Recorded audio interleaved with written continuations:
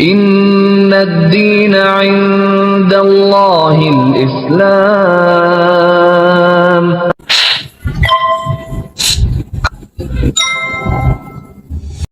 Saya bawa bantal dari rumah, saya tidur di masjid, dan saya memaksakan tidur di belakang tempat imam. Masya Allah. Supaya apa? Pasti saya dibangunkan. Karena kalau saya nggak bangun, nggak mungkin bisa sholat subuh. Bismillahirrahmanirrahim. Assalamualaikum warahmatullahi wabarakatuh. Alhamdulillah, hari ini saya ditemani seorang mu'alaf, namanya Koh Erik. Nah, beliau latar belakang yang tadinya kesehariannya di dunia malam, tiba-tiba mendapat hidayah. Penasaran kan? Gimana sih perjalanan kisah hijrah Koh Erik? Yuk Koh, saya sudah dapat sedikit cerita tentang Koh Erik dan luar biasa memotivasi. Saya penasaran nih Koh, gimana sih latar awal mula Koh mulai tertarik dengan Islam dan sampai di titik Koh mantap untuk bersyahadat? Itu gimana Koh ceritanya? Perkenalkan sahabat semua, nama saya Erik Setianto, biasa dipanggil Erik. Dan saya lahir di Purwokerto, besar di Purwokerto juga, dan alhamdulillah betah di kota Purwokerto. Betah. Gitu. Saat ini kegiatan lebih banyak di kegiatan-kegiatan sosial, mungkin sambil juga mengurus beberapa usaha yang sedang dijalankan. Jadi Allah menakdirkan saya dilahirkan di keluarga yang menganut kepercayaan Konghucu. Konghucu. Ya, kebetulan kakek nenek dari mama saya adalah asli orang Tionghoa, asli orang China yang masuk ke Indonesia karena berdagang, kemudian tinggal di Purwokerto. Tapi mama saya lahirnya di Indonesia, di Purwokerto. Tapi kakek nenek saya memang asli sana. Dan dulu ketika saya kecil, saya masih bareng dengan kakek nenek. Masih ingat betul, saya kecil itu biasa diajak sama nenek saya ke kelenteng. Jadi agama keluarga saya memang Konghucu. Jadi ya saya ngikut keluarga. Ya, betul. Di Konghucu, dan ya pertama kali saya mengenal ibadah, ya ibadah saya di kelenteng sebagai umat Konghucu dulu.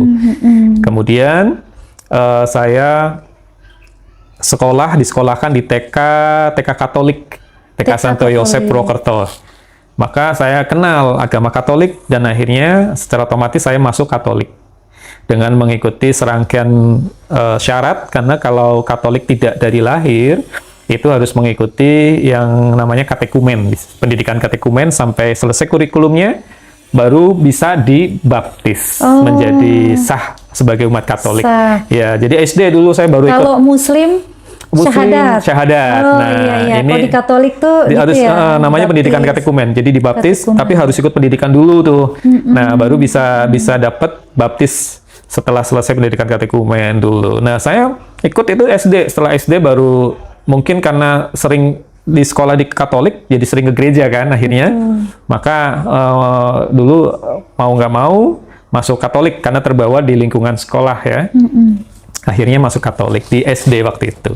Sampai SMA. Kalau SMP saya negeri, SMA-nya kembali ke SMA Katolik. Dan dulu lagi kenceng-kencengnya sih sebenarnya waktu saya SMA masih jadi remaja altar, kalau disebutnya dulu remaja betul. Remaja altar, belajar melayani sebagai pelayan altar. Sempat aktif, terus paduan suara ya. Kemudian teater-teater, misalkan ada peringatan-peringatan seperti Hari Raya Natal segala macam, dulu ikut teaternya gitu lah. Kurang lebih begitulah di awal. Dan kebetulan karena di keluarga saya kental sekali adat Konghucunya, adat Tionghoanya, jadi dulu juga masih campur ya antara Katolik dan masih ke Konghucu juga, terutama hari-hari besar, karena keluarga saya itu kental banget, masih memegang erat budaya Tionghoanya. Budaya Tionghoa. Ya, jadi ada hari-hari besar untuk Tionghoa, kumpul keluarga, sembahyang, tradisi seperti itu, ke makam seperti itu. Kemudian ada upacara-upacara yang dilakukan di rumah bersama keluarga besar. Saat itu saya masih sering seperti itu. Oke Koh, kehidupan sebelum mu'alaf, keseharian Koh tuh gimana? Ya, saya dilahirkan di keluarga yang tidak mampu. Kebetulan mama saya sendiri seorang penjahit, mencari uang sebagai penjahit, dan kebetulan single parent. Jadi saya kelas 1 SD Dan saya punya 3 adik laki-laki. Itu ada masalah dengan rumah tangga orang tua saya yang akhirnya berujung perceraian. Dan setelah cerai saya ikut mama. Jadi saya belum merasakan dibesarkan seorang ayah gitu lah ya, karena saya dibesarkan mama saya. Dan saya kerasa betul, melihat betul perjuangan mama saya untuk membesarkan saya dan 3 adik saya. Sehingga di keadaan yang seperti itu, di SMP saja saya sudah, bahkan SD itu saya sudah sering jualan layangan, jualan kelereng ketika musim kelereng. Kemudian pas bulan puasa, walaupun saat itu saya tidak ikut puasa karena saya memang belum muslim ya, tapi saya senang kalau bulan puasa. Kenapa? Saya bisa jualan kembang api. Saya bisa jualan kembang api waktu mau puasa. Ada hikmah puasa ada ya, hikmah. bisa jualan. Iya, jualan kembang api gitu. Nah, sampai SMP, SMA saya masih terbiasa begitu. Dulu SMP bahkan saya jadi tukang lukis. Saya hobi gambar memang. Saya tertarik dengan dunia seni dari dulu, dari kecil.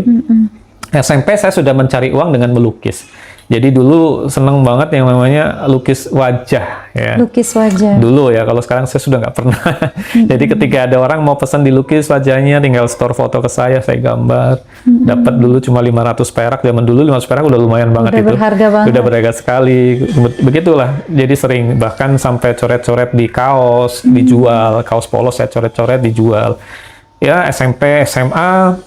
Nah, di SMA nih mulai dapat dunia baru. Ya, wajar di usia-usia remaja 16-17 tahun lah ya.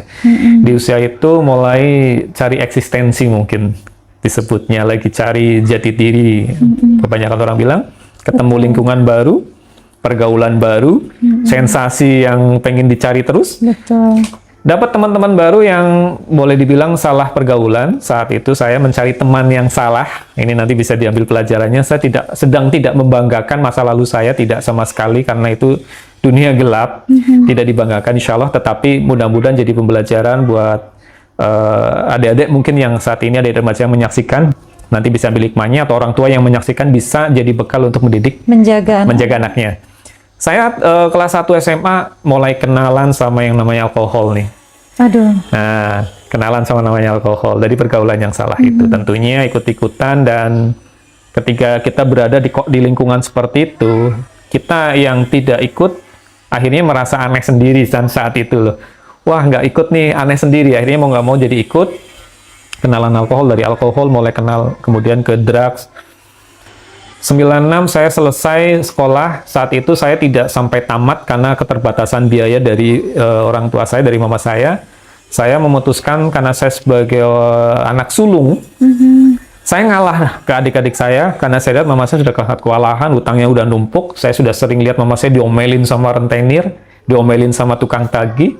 Saya sudah, wah ini saya saja yang ngalah. Dan saya entah kenapa saat itu saya punya keyakinan suatu saat saya mau jadi pengusaha, suatu saat saya jadi pebisnis, saya tidak akan membutuhkan ijazah sekolah.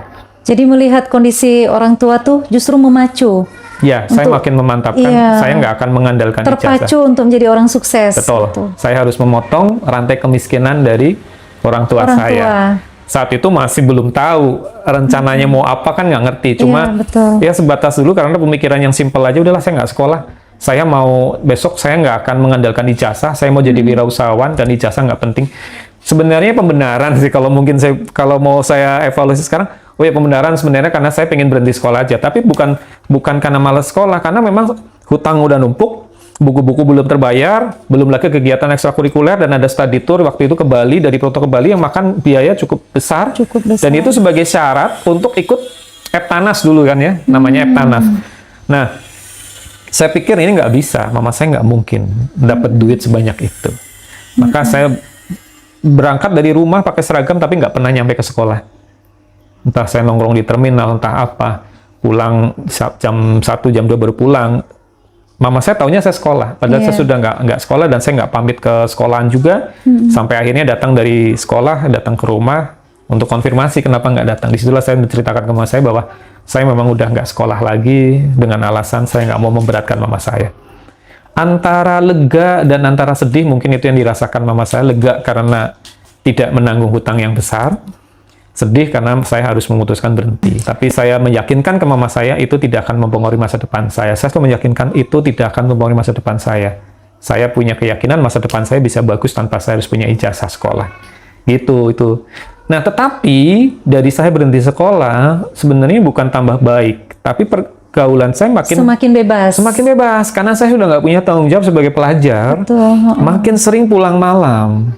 Nah, Jadi di rumah tuh sangat jarang sekali justru banyak di luar kebetulan ya macam-macam kegiatan yang saya lakukan dan pulang ke rumah hanya ganti baju keluar lagi dunia malam semakin masuk ke situ justru saat berhenti sekolah. Nah ternyata negatif jadinya bukan positif ya. betul. Nah di situ makin luas lagi pergaulan saya, ketemu drugs, saya konsumsi drugs, sudah tiap malam mabuk ya, parah banget dulu sih.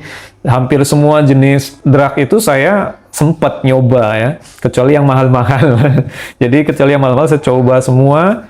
Dan kembali, karena saya tertarik dengan seni, saya sempat, mohon maaf, menjadi tukang tato. Oh, Menjadi tukang tato, kemudian dulu bikin rambut gimbal dulu ya. Saya bisa ngerajut rambut menjadi gimbal. Satu batang itu saya jual 5.000 yang panjang plus ongkos pasangnya. Jadi orang yang rambutnya pendek bisa tiba-tiba gondrong gitu. gondrong ya. Saya dulu nyari ke salon-salon minta Bekas-bekas limbah rambut. rambut Iya, yang limbah dipotong yang rambut. agak panjang dikit, saya bisa bikin lebih panjang dengan dirajut. Nah, dulu saya cari duit seperti itu. Nah, tetapi cari duit yang seperti itu makin menjerumuskan saya ke pergaulan-pergaulan dengan ya yang butuh tato kan ya tahu sendiri orang-orang yang seperti Betul. apa. Kalau sekarang masih mending tato menjadi fashion. Sekarang ya, dunia sekarang lebih banyak orang yang bertato karena fashion. Dulu karena preman kan. Orang preman Iya, nggak iya. lengkap kalau belum punya tato. Jadi saya lebih banyak ke preman-preman. Beda sama sekarang tato tuh lebih kayak salon kan. Kalau dulu nggak seperti tempat yang luar biasa lah. Nah, 98 itu saat saya usia 20 tahun. Tahun 98 dan saya masih ingat di situ saat reformasi ya. Nah, disitulah saya tiba-tiba kepengen stop. Sudah capek dalam keadaan kondisi mabuk. Malam hari tengah malam saya nggak bisa pulang karena untuk jalan saja sudah nggak mampu berjalan normal. Dan itu tiap malam pulang dalam keadaan mabuk. Dalam keadaan mabuk jarang pulang malam, pulangnya pagi ganti baju Pulangnya keluar. pagi. Gitu. Jadi yang awalnya niatnya mengurangi beban orang tua secara biaya, Malah makin terperosok. iya, Makin betul. terperosok, makin Betul. membawa saya ke pergaulan yang lebih bebas. Ya, datangnya hidayah ya. Saat saya lagi mabuk parah, mau pulang itu nggak bisa karena sempoyongan. Mau ngeletak di jalan masih punya rasa malu. Ini luar biasa nih mabuk tapi punya rasa Mabuk malu. tapi malu. Nah, jarang Kalau itu. saya ngeletak di jalan, saya malu, ada orang lewat kenal, malu. Saya mencari tempat yang jarang dilalui orang. Saya minta diantar teman saya di sebuah lapangan bola.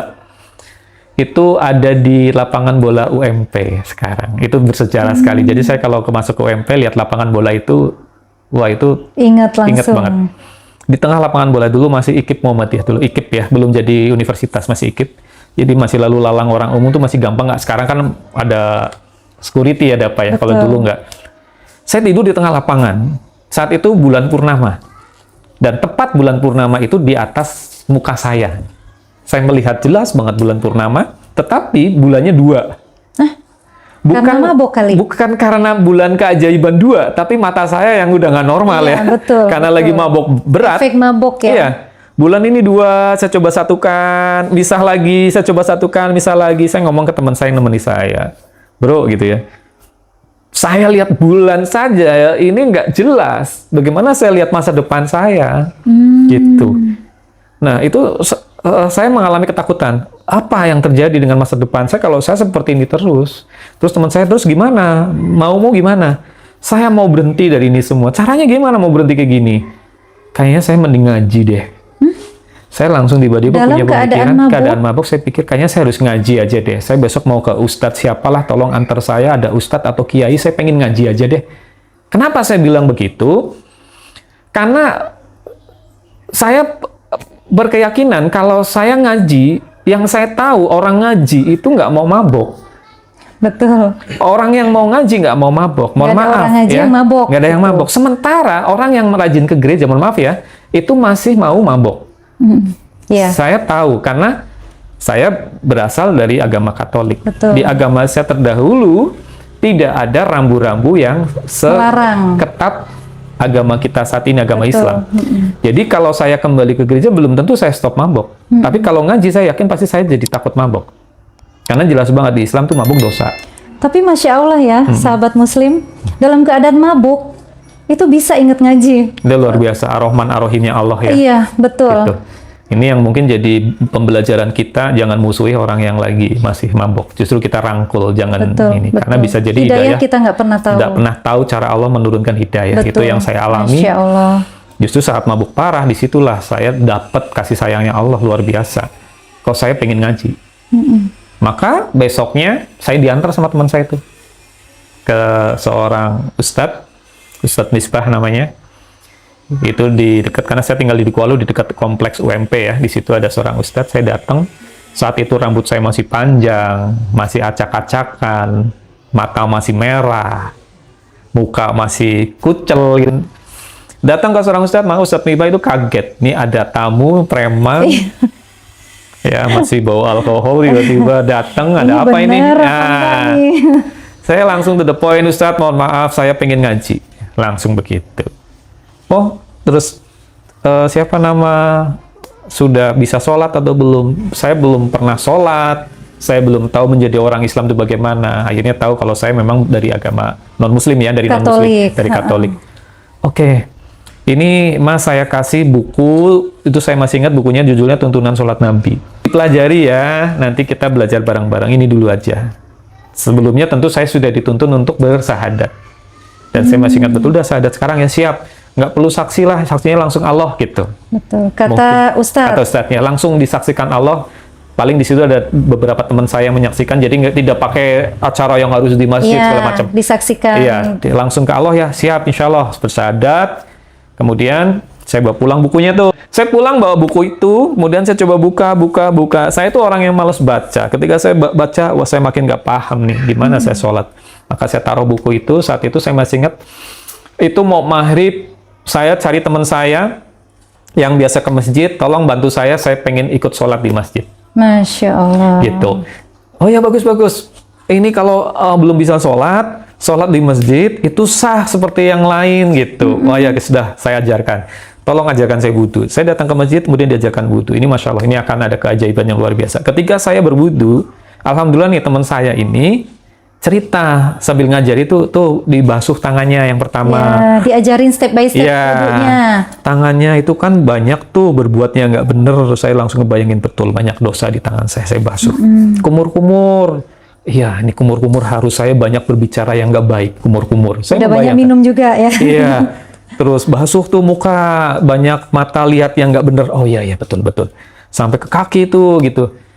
Justru ketika saya sambil wudu sambil membayangkan, selesai berwudu saya merasakan kok saya seperti habis dimandikan dengan air yang paling sejuk di dunia. Itu saya merasakan betul seger, Masya Allah, seger sekali.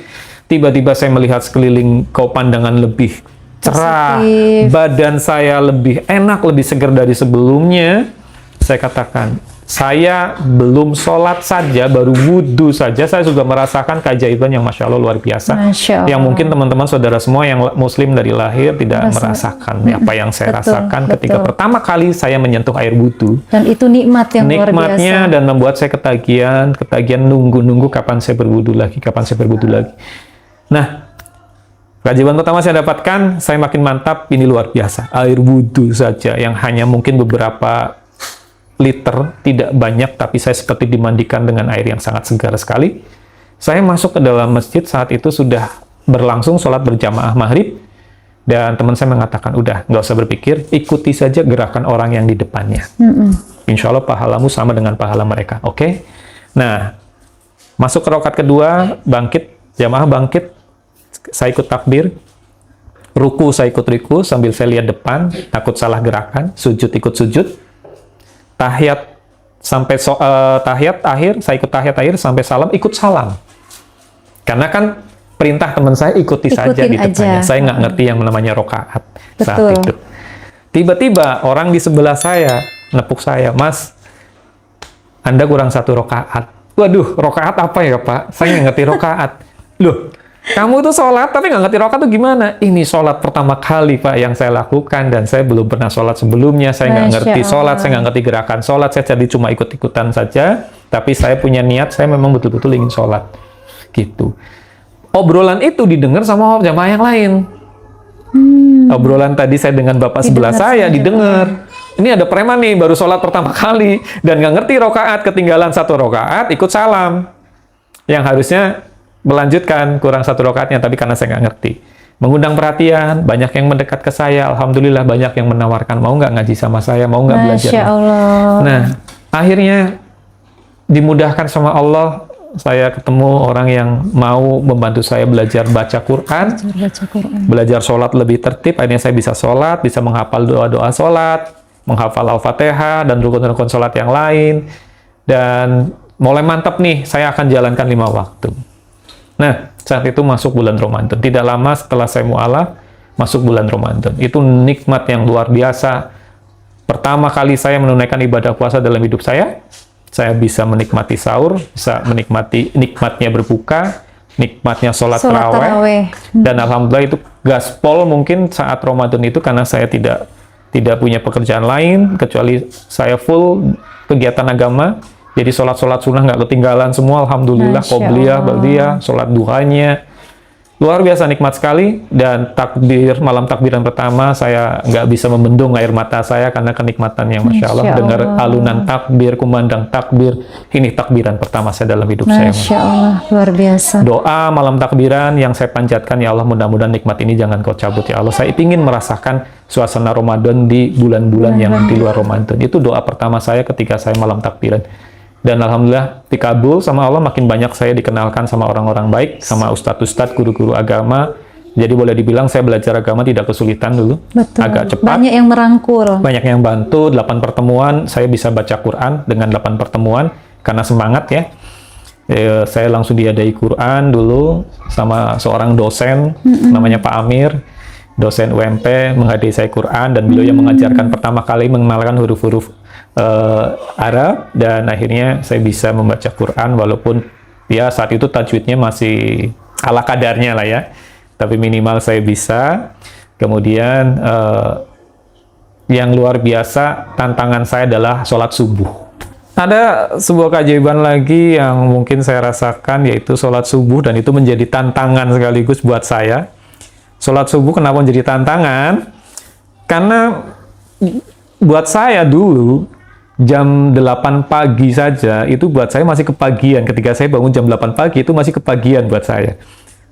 Dulu saya biasa bangun ya jam 12, jam 1 baru bangun. Jadi kalau jam 8 pagi itu masih kepagian banget. Apalagi ketika saya diwajibkan untuk melakukan sholat subuh pada jam 4:30 ya.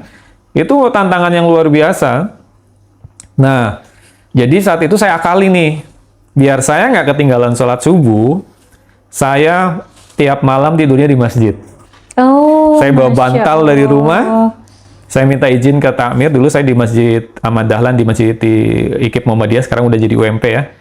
Saya bawa bantal dari rumah, saya tidur di masjid, dan saya memaksakan tidur di belakang tempat imam. Masya Allah. Supaya apa? Pasti saya dibangunkan. Karena kalau saya nggak bangun, nggak mungkin bisa sholat subuh. Betul, memang. betul. Jadi saya tidur di situ. Sampai sebegitu. Iya, biar ada orang yang berusaha keras membangunkan saya. Dan karena biar nggak ketinggalan sholat subuh. Saya tidur di masjid. Nah, itu yang saya lakukan. Jadi pasti dibangunin. Kalau saya nggak bangunin, gimana sholat jam mau berlangsung? Jadi saya tidur persis di belakang tempat sholat imam itu. Di soft yang depan sendiri, saya udah tidur ngeletak di situ. Nah, akhirnya pengurus masjid itu lihat saya lucu, unik, dan akhirnya udah Mas Erik sekalian aja kalau gitu adzan subuh ya gitu. Wah, saya nggak bisa adzan Pak gitu. Diajarilah saya adzan. Besoknya semua saya didorong adzan subuh sekalian, wong udah jadi penunggu masjid kan ceritanya gitu. Betul, betul. Adzan subuh pertama, waduh itu nervousnya Masya Allah. Nervousnya luar biasa ketika saya pegang mic, saya harus adzan. Sementara saya diceritain fadilahnya orang adzan tuh Masya Allah. Luar biasa. Gitu. Wah, semakin gemeter kan. Nah, dengan suara yang fales ya, dengan tajwid yang masih berantakan, tapi saya beranikan untuk adzan. Dan ketika hari saya dibuka dengan sesuatu yang baik, yaitu sholat subuh, awal hari saya dibuka dengan kegiatan yang baik, yang saya rasakan sepanjang hari kebaikan. Maka sampai hari ini saya pegang rumus itu. Saya harus mengkondisikan setiap pagi dalam keadaan bahagia, bersyukur, insya Allah sepanjang hari dapat ketenangan, kedamaian. Jadi salah satu rumus saya, dan ini nanti bisa dipraktekkan, kondisikan pagi hari, bangun tidur itu dalam keadaan bersyukur. Bersyukur membawa kita bahagia, insya Allah sepanjang hari bahagia terus. Itu rumus. Kenapa? Kita dapat keberuntungan sebagai umat muslim, awal hari sholat dulu. 2 rakaat yang luar biasa. Karena subuh itu membuat mental, iman, kita nanti lebih terarah lah insya Allah gitu, subuh. Itu teman-teman yang saya rasakan dari keajaiban subuh gitu. Wajar ketika sholat subuh disebut, ketika orang yang melakukan sholat subuh, apalagi tidak ketinggalan sholat 2 rakaat sebelum subuh, itu seperti memiliki dunia sini. Tidak ada yang lebih berharga kecuali orang yang selalu bersyukur dan bahagia. Itu orang yang paling beruntung di dunia ini. Bukan orangnya dan bahagia. Bahagia, bersyukur, selalu tenang, pasti. Orang bersyukur, tenang, bahagia. Tidak ada yang lebih keren ya di dunia ini kecuali orang yang punya itu. Bersyukur, tenang dan bahagia. Apapun kondisinya, mau ada kejadian, peristiwa, dia akan menyikapi dengan bersyukur. Jadi rumusnya dari syukur, dapat bahagia, plus tenang.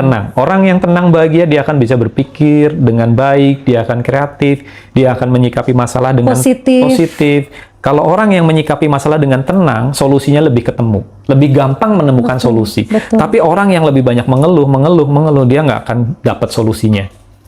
Pasti dia akan makin mendramatisir persoalan hidupnya, dia akan makin berat merasakan persoalan hidupnya. Jadi salah satu kunci menghadapi hidup, tantangan hidup, ya saya tidak pernah mengatakan masalah, saya lebih suka merubah kata masalah menjadi tantangan. Ya. Tantangan hidup sikapi dengan positif, tenang. Maka kuncinya di bahagia tadi rumusnya kan. Bahagia, bersyukur, maka kita akan tenang. Tenang menyikapi segala sesuatu, insya Allah solusinya lebih ketemu. Jadi masalah diganti dengan kata tantangan. Gitu. Kata tantangan.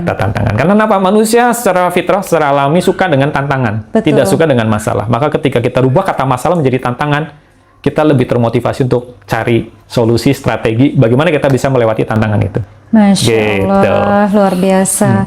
Nah, yang saya penasaran nih, ketika dulu masih aktif di gereja ya? Iya, SMA itu. SMA tuh lumayan aktif. SMA lumayan aktif sekali.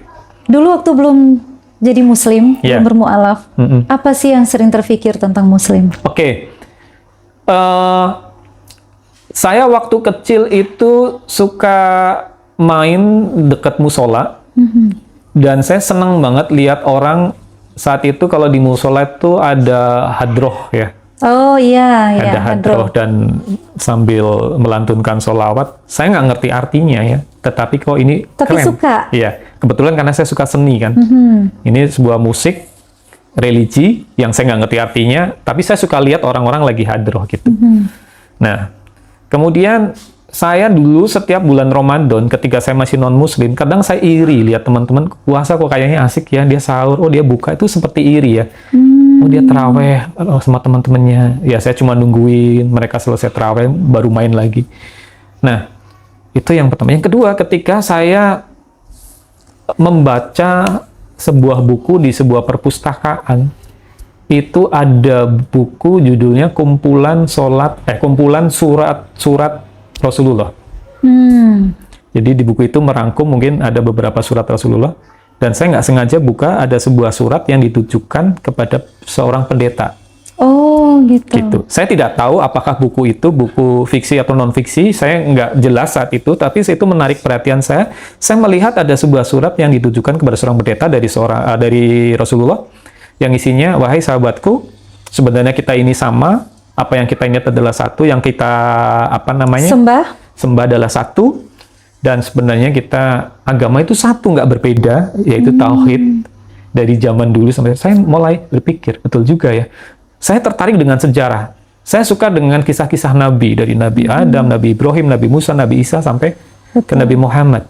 Betul juga, ini logis sekali bahwa sebenarnya agama itu tidak berbeda-beda. Agama itu satu. Dan agama yang betul adalah agama yang membuat manusianya bertauhid, umatnya bertauhid.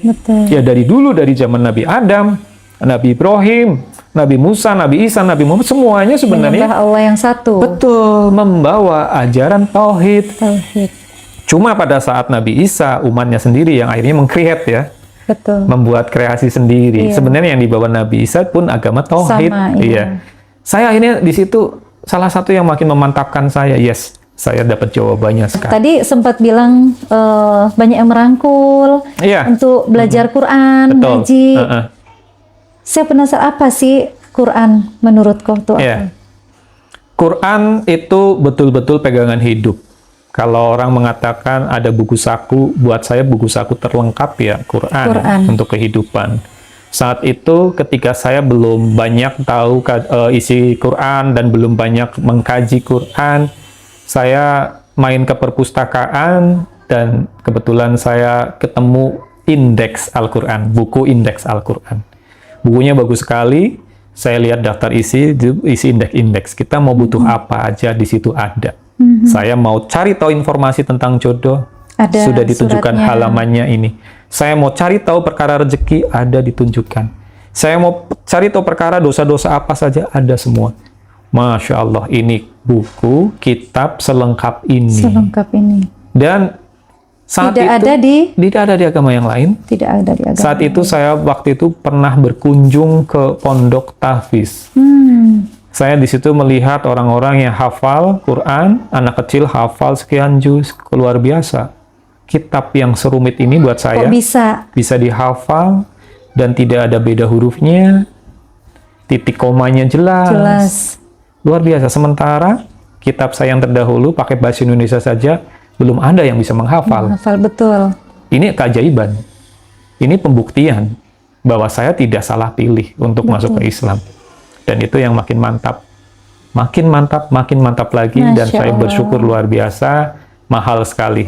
Dan boleh dibilang ini berharga banget Berharga dalam kehidupan saya ketika saya bisa dengan mudah bisa masuk Islam. Betul. Gitu Bu Juli. Ya. Ada. Nah, setelah belajar ngaji ya, surat yang paling favorit itu apa? Ya. Setelah belajar ngaji dulu saya jatuh cinta sama surat Ar-Rahman. Masya Allah. Padahal dulu saya tidak tahu artinya.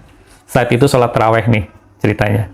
Sholat taraweh pertama dalam kehidupan saya, entah hari keberapa lah pada saat bulan Ramadan. Maksudnya itu bulan Ramadan pertama saya ya. Entah hari keberapa saat itu imam sholat tarawehnya itu membawakan surat Ar-Rahman. Ada pengulangan di Fabi Ayyi. Fabi ayyi ala Rabbikum rabbikum tukazziban. tukadziban. Apa arti dari itu? Kenapa kalimat Fabi Diulang-ulang. diulang-ulang? Saya coba cari terjemahannya. Wah, ternyata memang betul. Bergetar, kenapa ini? Saya nggak ngerti artinya. Tapi membuat hati saya kok Ketika bergetar. dibaca tuh bergetar. Dan itu berulang-ulang. Betul. Kenapa di situ diulang-ulang? Saya cari.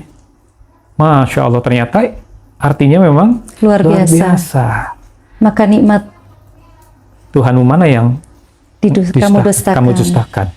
Betul juga. Baca terjemahannya satu surat luar biasa. Kita ditunjukkan banyak sekali kenikmatan yang selama ini memang tidak pernah kita akui. Betul. Gitu. Betul. Ditunjukkan di surat itu bagaimana Allah mengatur siang, sore, bagaimana Allah mengatur terbitnya matahari, tenggelamnya matahari. Betul. Dan kenapa itu tidak pernah kita syukuri? Disitulah sekarang saya lebih memaknai, oh kenapa manusia diperintahkan untuk sholat subuh, biar belajar. Ketika matahari terbit kita tahu, disitulah harapan setiap hari ada. Matahari terbit itu menunjukkan bahwa tiap hari kita ketemu harapan baru. Betul. Gitu. Masya Allah. Itu banyak sekali kaitannya isi Al-Quran dengan kehidupan sehari-hari yang saya coba pelajari. Semua kalimat dalam Al-Quran itu betul-betul firman Allah. Tidak Murni mungkin, firman Allah. tidak mungkin itu karangan manusia. Betul. Gitu. Tidak mungkin ini karangannya atau halusinasinya Rasulullah dulu yang Rasulullah banyak Sallallahu Alaihi dituduhkan oleh kaum non-muslim. Saya sangat meyakini tadi dari Ar-Rahman. Betul. Dan Gitu. itu kaitannya syukur tadi itu. Syukur. Belajar dari ayat dari Ar-Rahman itu ya. Fabi ayyi ala rabbikum tukadziban. Yang kedua, surat favorit saya Al-Insyirah. Wah, Al-Insyirah. Fa'inamal. Al-Usri. Nah, itu juga ada pengulangan. Ya, di situ saya mengambil Innal kesimpulan usri dan yusra. itu saya pakai untuk share motivasi ke teman-teman. Bersama kesulitan selalu ada kemudahan. Ya, saya lebih Diulang 2 kali. Diulang 2 kali ya, bersama kesulitan ada kemudahan. ada kemudahan. Artinya ketika Allah turunkan tantangan, Allah juga bersama itu turunkan juga solusi, kemudahan solusi. ya. Masya Jadi buat Allah. teman-teman apapun kesulitan yang sedang dihadapi, Yakin. ya fokus saja pada solusinya karena itu bebarengan diturunkannya sebenarnya. Nah itu 2 surat itu yang menjadi favorit saya, di samping Al-Ikhlas tentunya itu tetap ya menjadi karena itu yang membuat kita bertauhid kan Al-Ikhlas. Ya kok, jadi saya kepo nih kok. Ya. Setelah mendengar jalan cerita kok Erik, Masya Allah sekali ya. Cuman saya penasaran, setelah jadi Muslim tuh apa sih yang paling dirasa dan perubahan apa yang terasa banget dalam kehidupan sehari-hari? Ya, yang paling terasa yang sebelumnya saya hidup itu berantakan dan tiba-tiba hidup dengan penuh tuntunan. Betul. Rambu-rambunya jelas. Jadi saya tahu mana yang harus saya jalankan, mana yang harus saya jauhkan. Karena ada jelas tuntunan rambu-rambu, petunjuknya, halal haram, subhat sampai segitunya ya. Sementara di agama saya sebelumnya, saya tidak menemukan rambu-rambu selengkap itu. Persamanya seperti ini analoginya, ketika kita berada di sebuah kota yang kita asing, kita berkendara, jika tidak ada petunjuk jalan, tidak ada rambu-rambu yang jelas, penunjuk jalan yang jelas, kita akan mudah celaka tentunya. Kita nggak ngerti mana jurang, kita nggak ngerti mana jalan turunan curam, mana tikungan tajam. Tapi ketika kita mau ada tikungan tajam, udah ada peringatan, hati-hati tikungan tajam. Mau ada tanjakan, pindah gigi 1. Kan kita lebih nyaman berkendara kan. Begitu halnya ketika saya pindah ke Islam, saya menemukan jalan yang rambu-rambunya lengkap. Yang mungkin ketika orang belum merasakan manfaat dari rambu-rambu itu mengatakan, oh ribet ya, terlalu banyak rambu-rambu, terlalu banyak aturan. Mungkin seperti itu. Tetapi justru aturan itu untuk kebaikan kita, memudahkan keselamatan kita. Kita nggak akan kesasar karena jelas petunjuk jalannya. Kapan kita waktunya belok kiri, kapan kita waktunya belok kanan, kapan waktunya kita berhenti sejenak, kapan kita waktunya tancap gas. Dan itu yang saya rasakan ketika saya masuk Islam. Lengkap sekali dan membuat saya ini nggak salah. Saya justru diselamatkan. Walaupun ada banyak kebiasaan-kebiasaan saya yang harus saya tinggalkan. Salah satunya adalah hobi saya.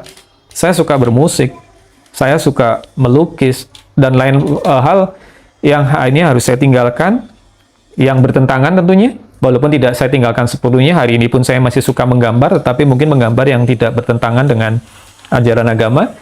Kemudian ada beberapa makanan favorit saya yang harus saya tinggalkan, karena ternyata dalam Islam memang tidak diperbolehkan. Tetapi disitulah saya dapat jawabannya. Kenapa kok nggak boleh makan babi? Kenapa kok nggak boleh minum khamar dan lain sebagainya?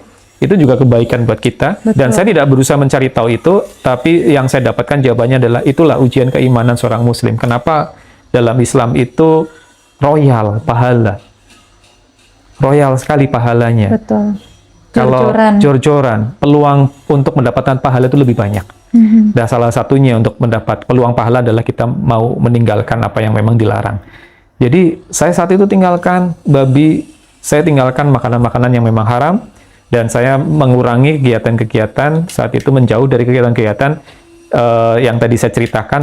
Keluarga saya memang masih kental tradisi Konghucunya, saya tinggalkan. Dan saya kasih tahu keluarga saya kalau saya memang tidak bisa lagi mengikuti ritual-ritual yang memang tidak diperbolehkan. Dan alhamdulillah orang tua saya sangat mengerti, sangat memahami, karena melihat perubahan saya tadi. Dari penampilan berubah menjadi rapi, tidak lagi pakai celana sobek-sobek, rambut sudah dicukur rapi, lebih bersih, tidak lagi ada mata merah yang karena nggak pernah tidur malam, tapi tidurnya pagi. Ya, sangat mendukung dan sangat memahami kenapa saya tidak ikut lagi tradisi-tradisi Konghucu. Saya sudah meninggalkan total. Bahkan beberapa tahun yang lalu, belum lama, adik kandung saya menikah. Mohon doanya, tinggal satu adik saya yang belum menikah. Ya, dan kebetulan yang satu ini juga satu-satunya yang masih non-muslim.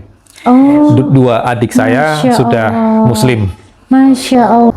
Dan kebetulan adik saya yang mau menikah itu non-muslim.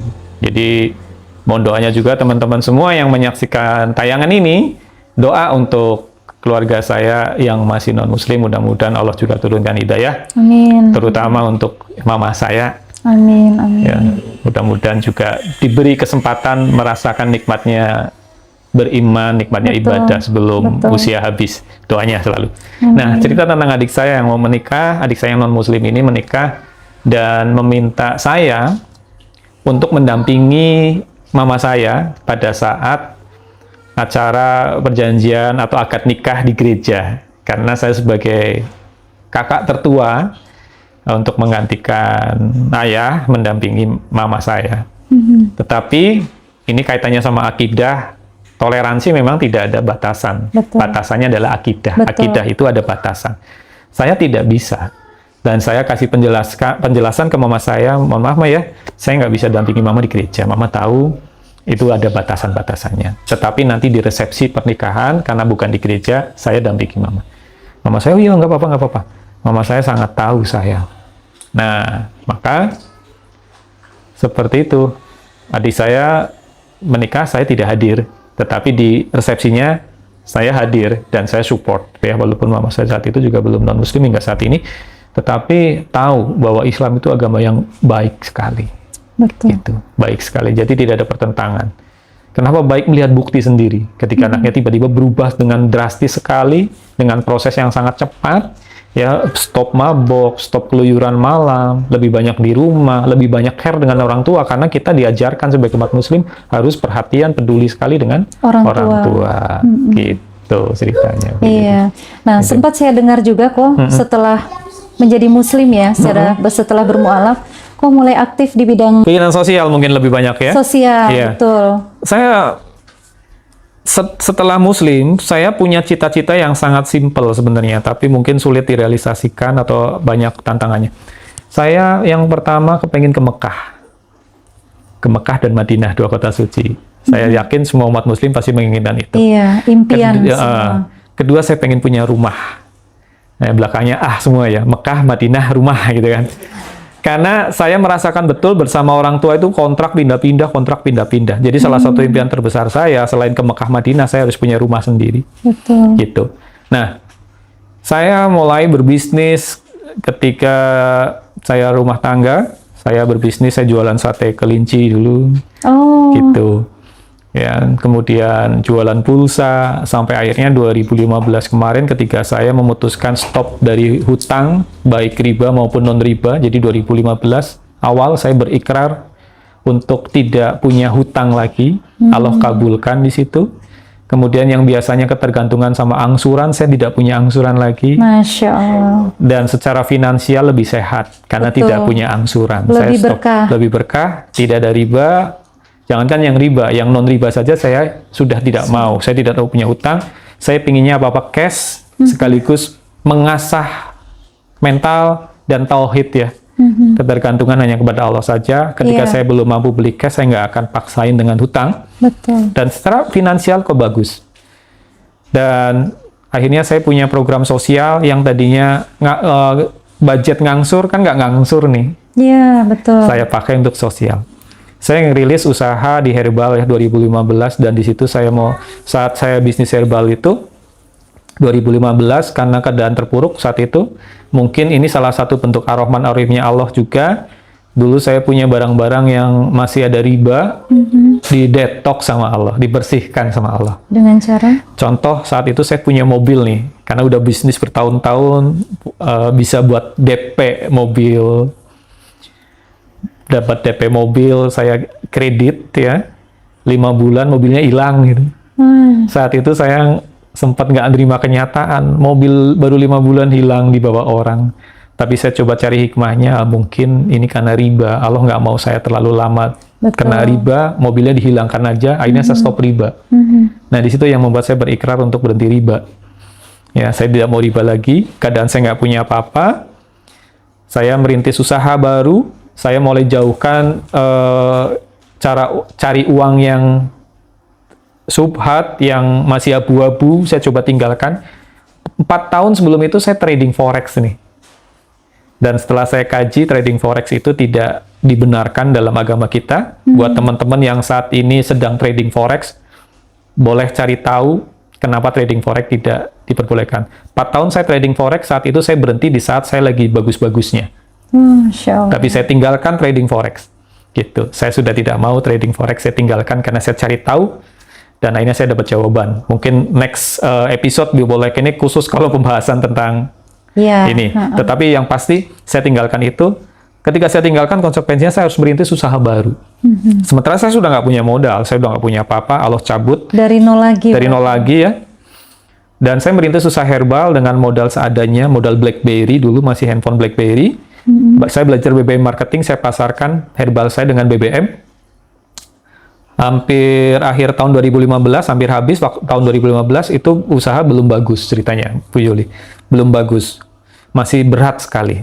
Saya pingin omset di atas 100 botol saja, karena bentuknya botol itu susah sekali. Nah, tiba-tiba, apa karena niat saya yang salah? Mungkin saya harus punya niat yang lebih luas lagi.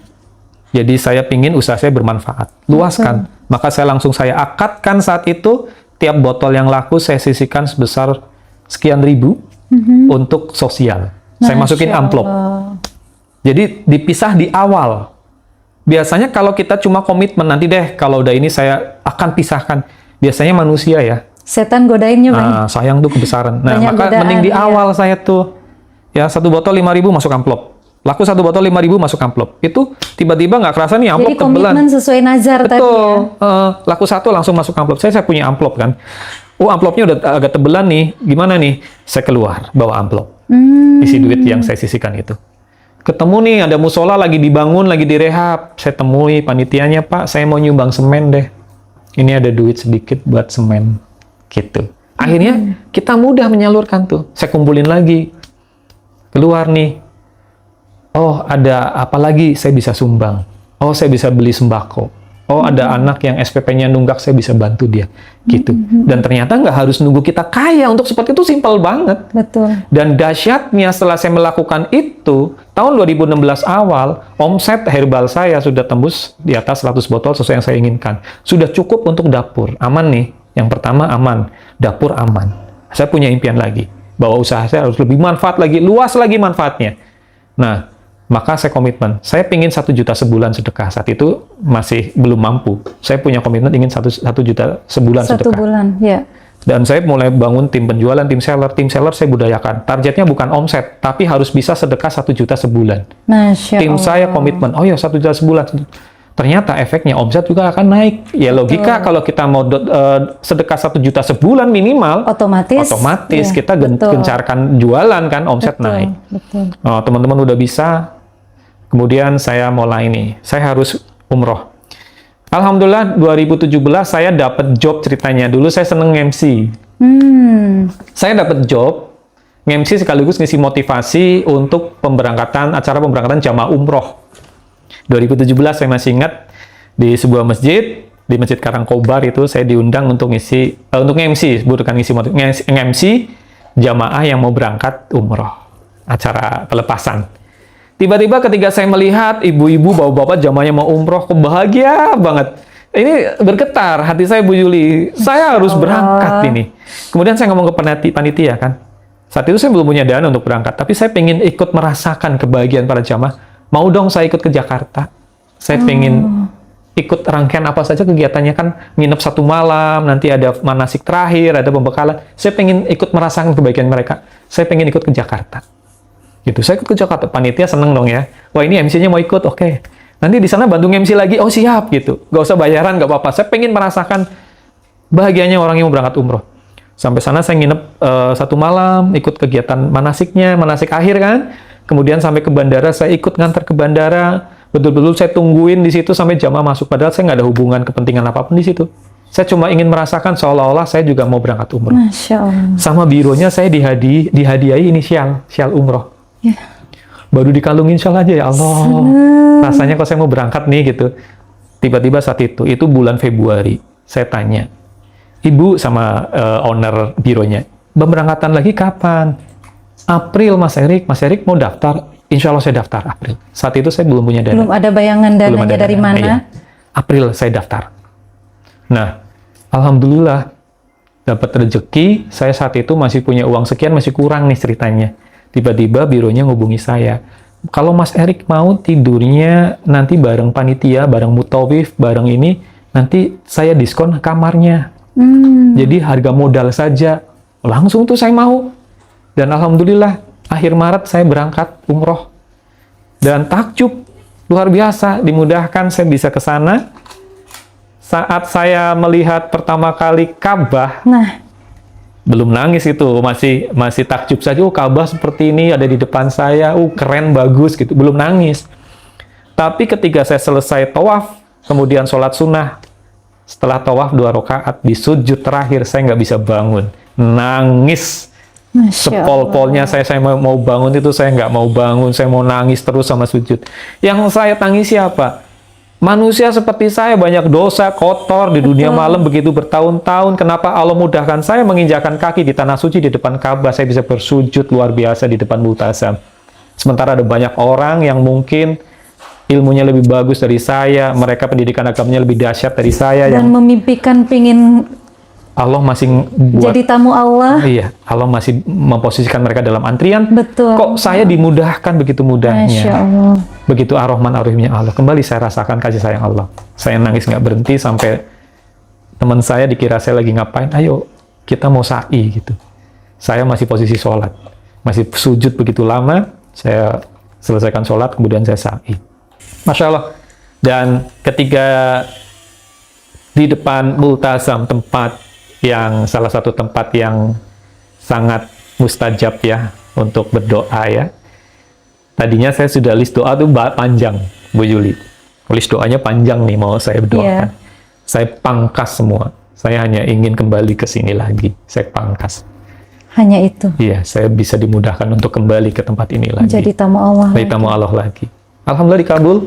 2019 saya bisa berhaji. Dan itu sudah dapat kemudahan, orang lain haji sampai ngantri-ngantri, apalagi sekarang kita tahu efek pandemi ya. Betul. Sampai tertunda-tunda, kok saya dimudahkan sekali, daftar 1 bulan bisa dapat visa haji dan bisa berangkat.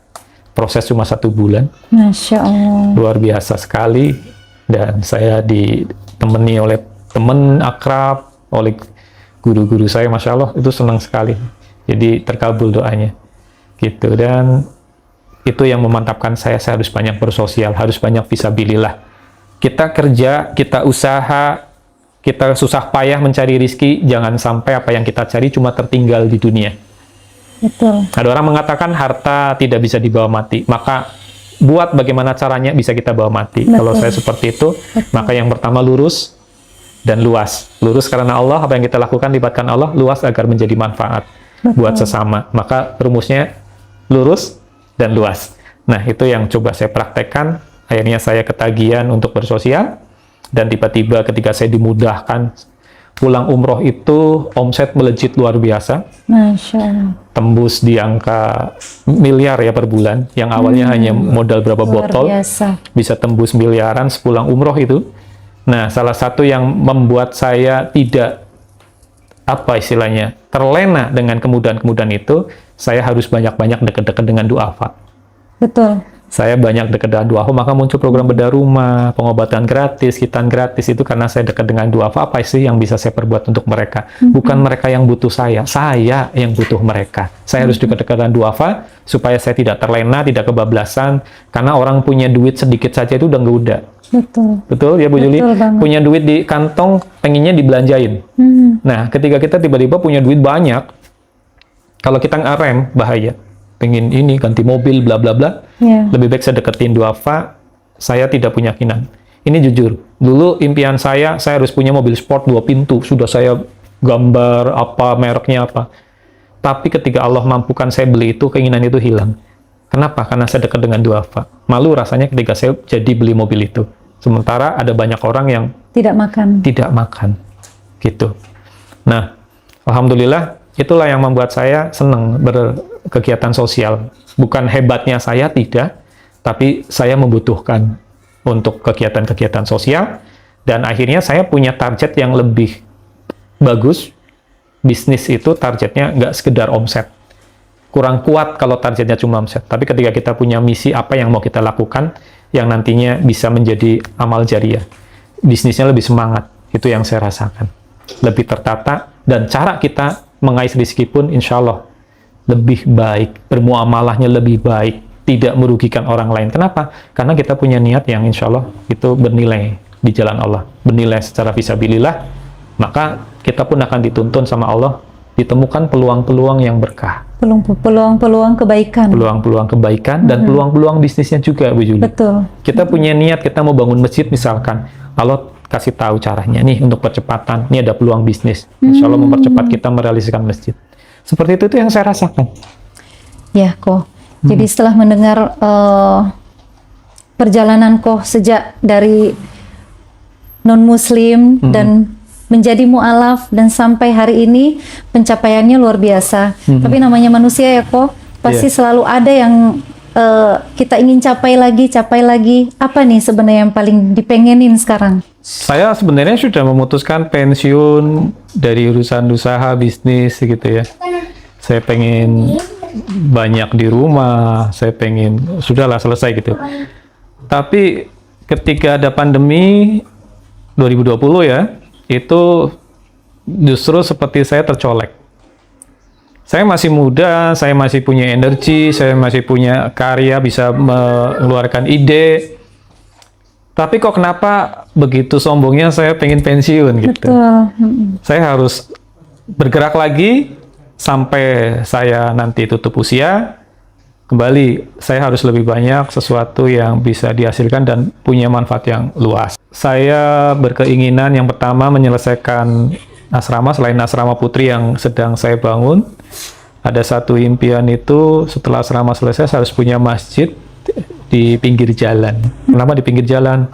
Kadang-kadang kita berpikir kalau kita musafir ya, kita pingin mampir ke masjid tuh yang nyaman, yang ini. Saya pengen punya masjid pinggir jalan, nanti ada showcase di situ, ada minum yang bisa diambil sendiri, bisa bikin kopi secara gratis di situ. Dan orang yang musafir mungkin nantinya juga bisa sholat satu tempat lah ya, ada rest area yang nyaman buat mereka gitu. Itu bayangan saya, hayalan dulu lah. Tetapi itu sudah saya niatkan, insya Allah saya bisa gitu. Ya, disitulah yang saya rasakan ketika kita punya niat untuk fisabilillah, perbanyak di fisabilillah, justru semangat kita berkarya, semangat kita bekerja, semangat kita berusaha, berikhtiar itu lebih dapat sih. Betul. Itu yang jadi motivasi terbesar. Ya, mungkin ini bisa dijadikan hikmah juga, pelajaran buat teman-teman yang sekarang lagi mungkin merintis bisnis, harus punya alasan yang kuat kenapa bisnis. Betul. Kalau yang teman-teman pengen sukses, punya alasan yang kuat kenapa harus sukses. Tidak semata-mata sukses ingin punya uang banyak. No, itu menurut saya kurang kuat. Yang akan bikin kuat agar kita bisa menjadi manusia yang manfaat tentunya. Tidak hanya untuk diri, tetapi manfaat luas buat masyarakat. Buat umat ya. Betul, itulah yang nanti ada kebahagiaan yang susah dicari ya. Ternyata saya menemukan ketika kita bisa menjadi solusi dari orang lain. Itu luar biasa, dan itu bahagia yang luar biasa. Ya, nggak bisa dilukiskan. Nggak bisa dilukiskan. Ya. Ketika kita bisa menjadi solusi dari banyak orang, Masya Allah, itu keren, dan itu yang akan membuat kita terus semangat berkarya di dunia ini, Insya Allah. Gitu. Harapannya kita punya usia yang panjang, tapi usia yang punya nilai manfaat. Betul. Gitu. Jangan sampai kita punya usia panjang, tapi justru malah memperbanyak dosa kan. Mumpung Allah kasih usia, dan bisa jadi kita masih hidup sekarang, masih bisa bernafas hari ini. Bisa jadi alasan Allah adalah memberi kesempatan buat kita memperbaiki diri. Baik. Gitu. Gitu.